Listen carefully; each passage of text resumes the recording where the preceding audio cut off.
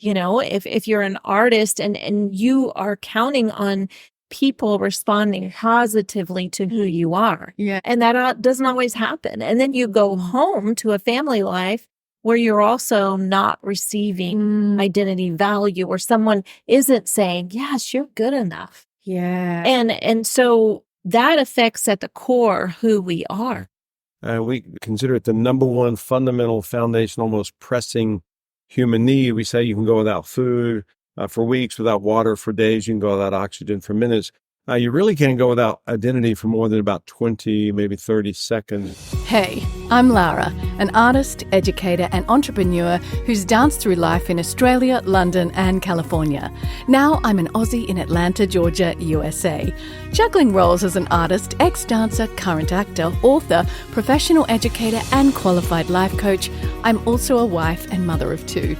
Join me on this podcast crafted for creative souls at every level, entrepreneurs, artists, dreamers, and hope-filled humans alike.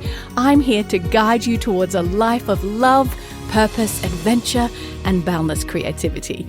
As a healthy, wealthy, and wise creative soul, I invite you to hit subscribe for weekly inspiration. Anticipate solo episodes, exclusive interviews with creative luminaries, and insightful discussions with my hottie hubby, Andrew, a specialist performance physical therapist, as we delve into the dynamics of relationships and more. Dive into a 360-degree view of making a creative life you'll love. I'm with Connection Codes in California right now, married couple, new friends, Dr. Glenn and Phyllis, who equip families, marriages, and individuals with the tools they need to create a powerfully connected life. And the reason that I wanted to talk to you guys is because my whole world in this podcast is all about artists, and artists are constantly told, know your identity. And that word comes up for us daily. And the identity of an artist is constantly the first thing that sort of gets under attack because of the nature of what we do. So I want to talk first of all about the fact that that is quite an abstract word for most people, identity. And most of us, when we're told know it, we don't know what it is. So it's like, well, how do I know my identity when I don't know what it is? So can you tell me from your understanding, which is vast and incredible, and we'll talk more about that, your background in a minute, but what is identity? Well, we label identity as the border of the puzzle that puts together humans' experience. We consider it the number one fundamental, foundational, most pressing human need. We say you can go without food for weeks, without water for days. You can go without oxygen for minutes. You really can't go without identity for more than about 20, maybe 30 seconds before it becomes really uncomfortable, before we start getting lost from ourselves and we don't know what to do next. And we don't view it as the macro, for faith-based people. Yeah. Your identity with God is absolute, stable, unshakable. But we're talking about the micro, the day-to-day, our interactions. You meet someone and they don't really engage with you. Well, you begin to lose identity. You lose your sense of self. You lose the sense that I matter to this person. And we ask the questions, do I exist? Do I exist to you? Do I matter? Do I matter to you? Do I have value and significance? Do I have value and significance to you? And am I good enough? Am I good enough for you? And if I don't get yes answers to those questions, I very quickly begin losing my sense of identity, the sense that I actually exist, that I matter. And then we're going to have a really difficult time connecting because I don't even get the sense that I matter to you. So I very quickly want to move away from you. I really love that you say that because it really breaks it down. And the fact, do I exist? Do I matter? Do I matter to you? You're saying that they're questions everybody has, because I don't know if everyone's aware that we have these questions. So tell me, is this like everybody that asks these questions? And is that science? Like, is that what you've researched? Yeah. Now, one of those pieces, the 1970s, Dr. Ed Tronick did a series of experiments that we call the still face experiments. And the basic setup is a 1-year-old little girl is sitting with her mother. And at a given moment, the mom goes still face, just is blank. And she's not, when they were sitting there at the beginning, she's not providing food or candy or toys or anything. And then when the mom goes still face, she's not taking anything away from the baby. She's not pinching the baby or screaming at the baby. Yeah. But the baby very quickly begins getting agitated because the baby is losing identity. The baby is losing the sense that I matter to this person, that I exist to this person. And it doesn't matter that it's the baby's biological mother. Because the mom could say, or you and I could sit beside the baby and go, oh, chill out, baby. It's no big deal. This is your biological mother. This is who brought you into the world. This is who's kept you alive for a year. You're fine. But it's not true.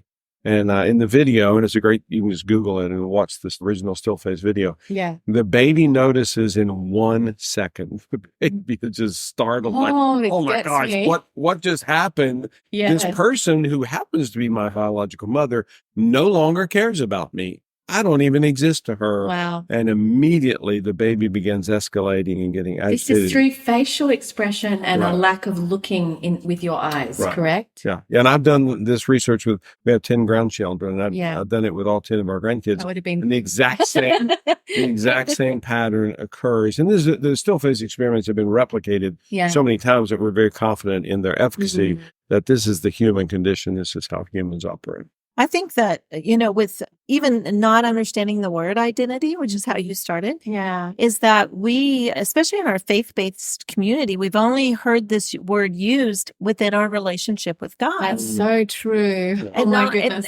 not realizing that we as humans are in relationship. It started from the very beginning. Yeah. We were meant to be in relationship. And yet we affect each other greatly. Yeah. And so the identity piece in relationship, we often are put into a family. We don't choose our families. We are put into a family.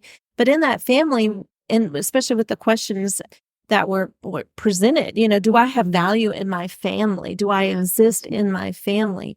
And it starts very young, where if those are not yes answers, it tears down at the core of who we are. Wow. So then we become adults who really have a lack in that department of identity. And then we go out into the workforce. Wow. If you're an artist and you are counting on people responding positively to who you are. Yeah. And that doesn't always happen. And then you go home to a family life where you're also not receiving identity value, or someone isn't saying, yes, you're good enough. Yeah. And so that affects at the core who we are. That really does. And it's kind of when you think about the need for oxygen, it's not an option. You can't go, well, I think today I'll be fine without oxygen. Nope, that is not an option. And so what would it take if we walk into a room and all of a sudden the oxygen is turned off in the room? Yeah. And we would do anything to get out of that room. So we become a worse version of ourselves. We even look like a crazy person trying to get to that oxygen. Well, think of identity in that. We need identity in our relationships. And if we don't know that, we may be surrounded by people who are actually constantly saying, even non-verbally, you're not good enough. Ouch. You don't have value. Yeah. You're not significant here. Yeah. And sometimes it's not even out of a bad heart. We may just not realize how important it is to show up for each other. And the still face is such a powerful example of, even today, we can so easily stare at each other blankly. Yeah. We don't make space for each other. We don't give energy to each other. We don't value each other. And it's kind of this, it can become a chronic thing where we don't have it, so we don't give it. Yeah. And the more we don't get it, we don't give it. It's just, in relationships, it can be a really tough. And I'm sure, because so often, artists fall into, and it's for everybody, but artists in particular, what it looks like, and I'll take the example of an actor, is that their journey starts as this passionate love of creativity and self-expression, which is, this is how I show the world, this is how I show up in the world. And people tend to enjoy it when you're young and you're a child, like you watch your grandchildren if they perform. It's a wonderful experience. You get affirmation from it and it's joyous. And then if you decide to do it for a career, it flips, and then you face being ignored, unseen, glazed over by the industry over and over again, purely because it's like the Olympics. There's just supply and demand. There's so many people attracted to the industry. And I have heard some circles say they're probably attracted to it because they had a lack of identity to begin with and they got validation from it, which is not entirely a bad thing. But then to go out into the industry and face that, very soon, 95% of the people we've worked with over our career have fallen into some very deep depressions, purely out of feeling invisible. And I watched a documentary, and I know this is your whole work, where it's talked about this little tribe, like this little like African tribe where a young baby is born and it's like you talk about coded into them to know who I am within this community. But then there's the next part to find my purpose within this community. And I realized I started reflecting on myself and I'm like, I want to belong to a community, number one, but that's not enough for me. I want to know my purpose in the community. And that, I guess, is, do I matter? Do I have significance? Right? Absolutely. Yeah, we have 10 grandchildren. We have a 3-year-old granddaughter. And the other day, Phyllis and I were sitting in our room and she came walking in and she looked at me and she said, Papa, I can jump on one foot. Watch this. Gorgeous. And she, for, 25 seconds, hopped on one foot. And of course, we're just looking at her like, wow, that's just that's so good. And then she goes, and they call her Honey. And little Ada says, I could teach Honey how to do this. And so Phyllis stands up. And so the two of them together hop on one foot. So Ada apparently had just discovered that she was capable of hopping on one foot. Well, it doesn't really matter. I mean, you think about life, the universe. I could have said to Ada, you know what? So what? Big deal. It doesn't matter. You're not going to become a professional one-foot hopper. But she's receiving identity because I'm like, oh, wow, look at you. And then she teaches her, her grandmother how to hop on one foot. And again, we're probably 45 seconds in. And Ada leaves the room with a tremendous amount of identity that she just accomplished something. She just nailed that with Honey and Pop. I love to think about just even the numbers. If we had on us an identity meter, let's say it goes from 0 to 100. So in life, we're surrounded by humans. We're in different relationships. So let's say in your home, your identity meter, where do I have value? Yep, 100%. Is there significance? Absolutely, 100%. Am I good enough? Yes, 100%. And then I go into the work world as an artist, and perhaps I'm going through a tough season. And so I don't get the numbers. I get more like, 20%. I'm not sure that I have value here. And we're looking for higher numbers, right? But I think the real problem comes in is if at home, we're also getting those wow numbers. So if at home, you don't feel valued, you don't feel good enough, you don't feel that you matter, and your numbers are low, and then you go into the work world, you go in as an artist, and then you're also receiving that, no, you don't have value. Oh, wow. That is the lack of oxygen and that your body can't survive. It's so good that you are demystifying this because I think we feel guilty and ashamed that is part of the industry's struggle. And no one wants to talk about it because it's like admitting I'm not working or I haven't got the job or I haven't been seen. Therefore, I don't have value and I don't want you to know that. So we don't talk about it. Don't share about it. And yet it's what's the statistics of like 95% of actors are unemployed. And it's not just actors, but it's just a really good example because of the nature of the demand for that. Talk about the LA communities, the London communities, those sorts of people. Good God, I'm gonna do this. What you say is so important. So what happens when you take what you just said and there's somebody that's not getting it at home, not getting it from what they're doing as a job, and yet they still yearn to do it, which might sound like insanity, but this is what we're around daily. There's such a passion to do it. And you've probably seen that around your community in Nashville. People keep doing it and they keep putting themselves through that. How does one in that position even begin to get identity when it's not, where do you get it from?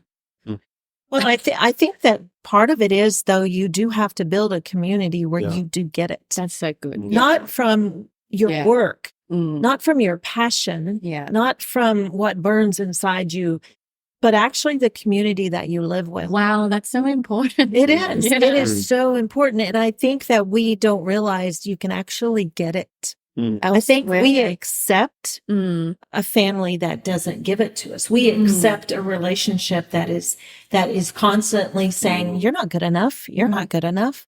And those are what we would say is toxic, that word. We're familiar with that word. And I think that at times, even as people of faith, in our church communities, if you are in a community of faith that where you walk out lonely, where you walk out and you feel like, oh my word, week after week, I show up and I don't feel like I matter. Yeah. Like I have any value here. Wow. You need to find a different community. Yeah. Wow, that's really empowering. Yes. And you can't give up on that. You really can't. Where we've super spiritualized that to say, well, you've failed. Yeah. And you should, but yet you're talking about, oh my goodness, you're talking about oxygen. You're talking about something that is beyond important. And yet we've super spiritualized it and said, if you leave, it's almost like a sin. Yes. Or you are church hopping and we've never talked about the fact that people want connection. Yeah. And how vital it is to our survival and our being. And you've talked about loneliness with us this week. And that loneliness is incredibly, toxic. Yeah. I don't know if that's the word. Absolutely. It breaks my heart when I see somebody alone and without community. And it's about our blueprint, isn't it? Yeah. Tell me about that, like the fact that we're designed to not be alone. Yeah. Yeah. What do we do when we see people that are alone? Like, how do we pull them out of it? Like, how do we connect more? What are the tools is a good question that we can do to be more available to each other without burning ourselves out. Because you're not talking about invite everyone over for coffee. It's about quick connections through the day, quick adjustments, right? Tell me about the quick adjustments we can make. Well, and that's part of our dream and the global quest. We have about 8 billion people we're trying to reach with the connection codes. I love that. We're old, so we have to hurry up. Reach them all. But that our vision, our dream is that we're able to process these things through very quickly. When Ada came in to show me how impressive it was that she could hop on one foot, and then she graciously decided to help her grandmother do the same thing. It's just a little snippet. It's just a little interaction. And again, probably lasted way less than a minute. Yeah. And then that's done. Now, that doesn't mean that Ada won't be looking for identity again in 20 minutes or an hour or whatever. So, but one of the tools that we talk about, and I should mention that we say that the connection codes are the blueprint of how people connect in relationships, but they're also a set of tools. The blueprint part is just the scientific. This is the human condition. We didn't invent that. Yeah. It existed long before we were alive. The tools are just a set of tools that we develop to help people get to this. And one of those tools is what we call the OO, just learning to OO each other, be present when we do each other. 35 years ago, I lost identity with Phyllis all the time. I mean, every day, all day long, day after week, after month, after year. And I didn't know how to convey that to her.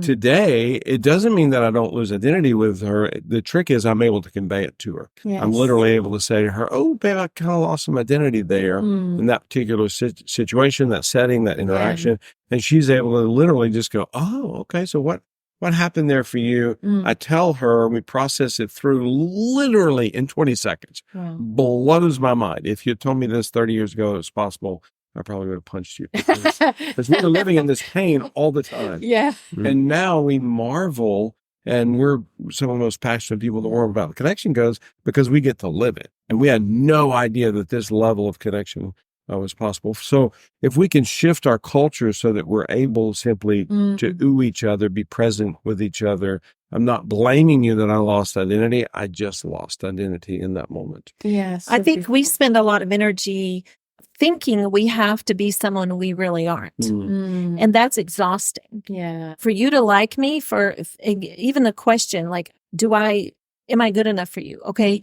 If I'm hearing, not even with words, but that I'm not good enough for you, I'm going to try to be good enough for you. Yeah, that's so exhausting. And so I'm spending so much energy in a relationship where I'm not going to get that. And sometimes it's our family of origin. Sometimes it's with our parents, our siblings, or our grandparents, where no matter what we do, we're not going to be good enough. And that is so draining. And to realize I need to find a community that actually celebrates me in all of my quirkiness and all of my oddness and all of my weirdness.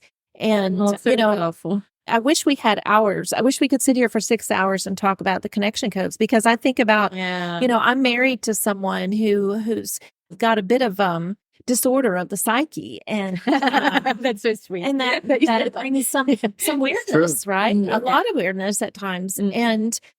But I want him to have a community where he's celebrated and where he's loved, and that he doesn't have to fake it and perform. But as a teenager, as a young man, he learned to fake it. And I met him when he was 16. I was 15. He was the life of the party.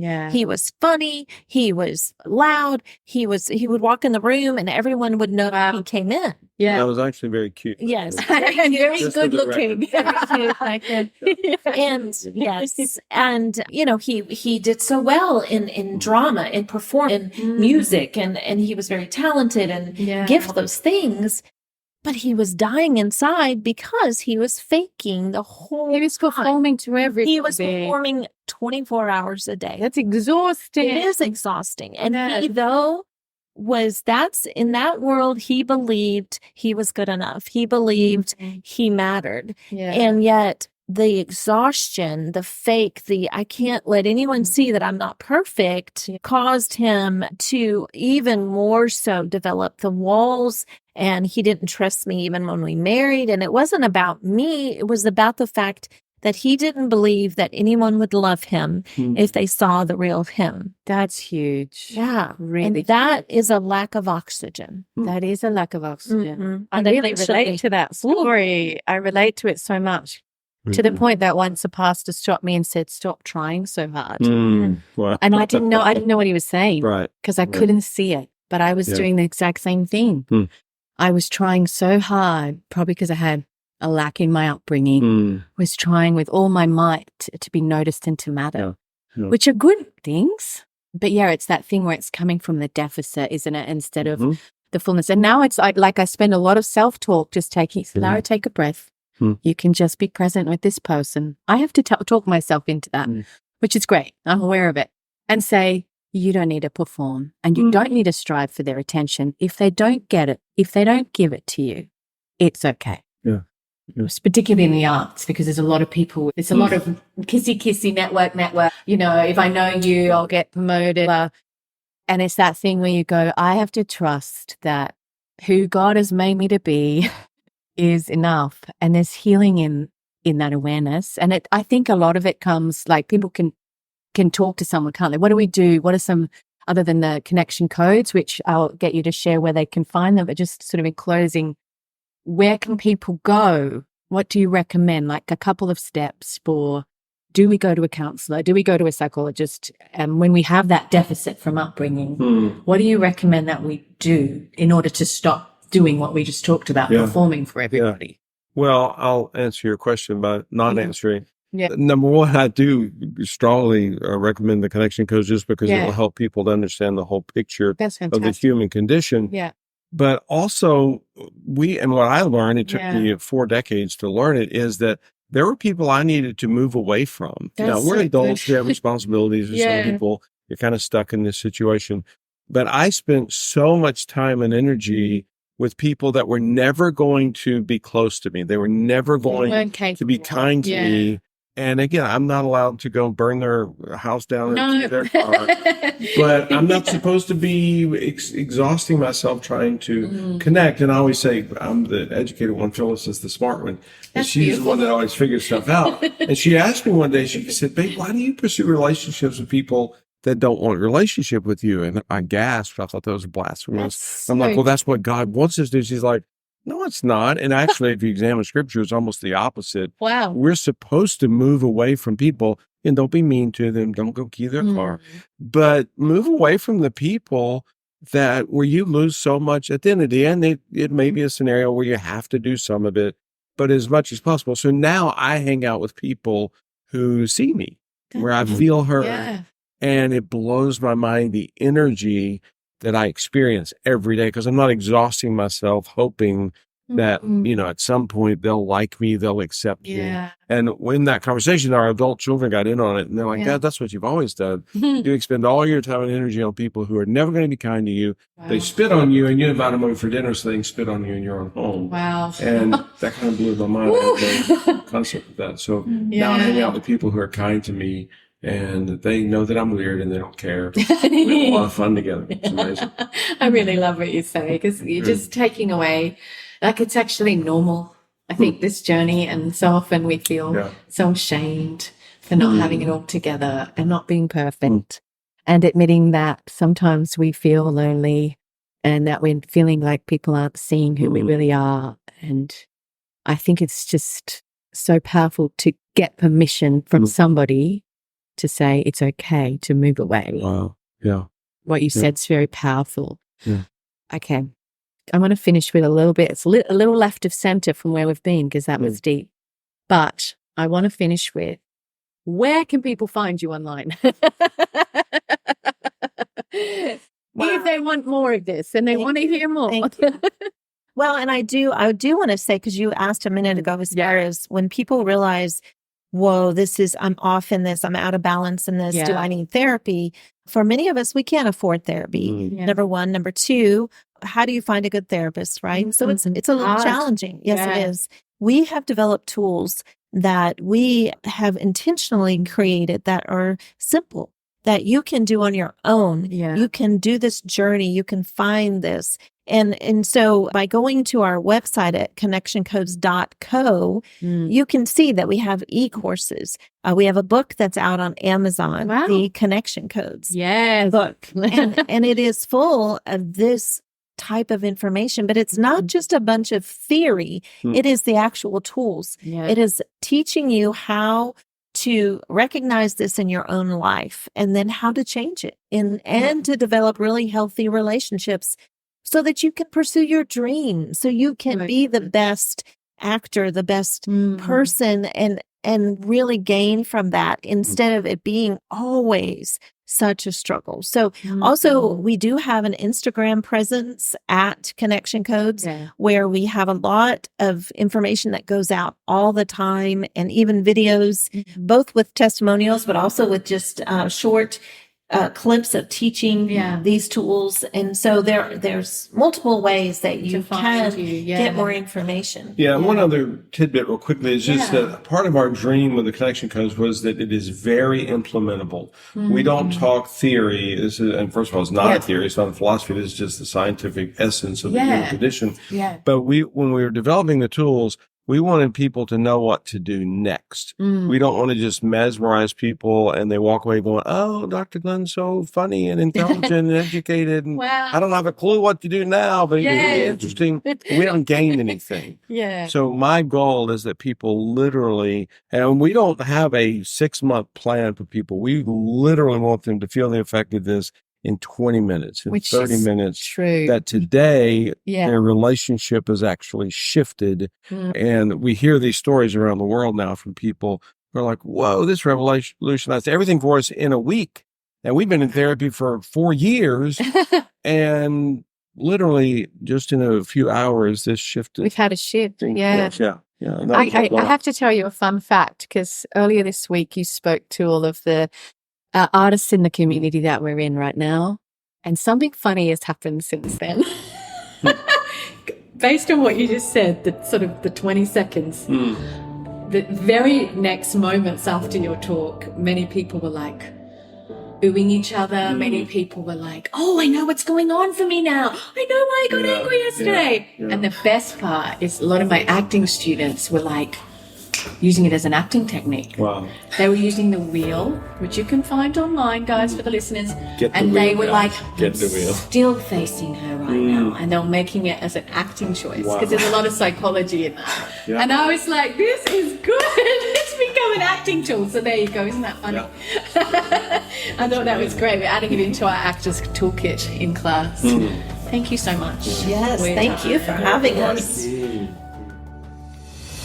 Phew, today's masterclass is done. I love reaching back and saying, I've done this, and helping you learn the easy way. If you want more, head to larabiancapilcher.com for show notes, links, freebies, my blog, coaching and courses. And you can also head to my socials, Lara Bianca Pilcher on Instagram and Facebook. I'm also on Twitter and Pinterest. Thanks again for listening. Please leave a review on Apple Podcasts. That would mean the world to me. And of course, keep on living the healthy, wealthy, wise artist living towards your dream life. Bye, friends. P.S. Shout out to my hottie hubby, Andrew Pilcher, who does all the editing on this podcast.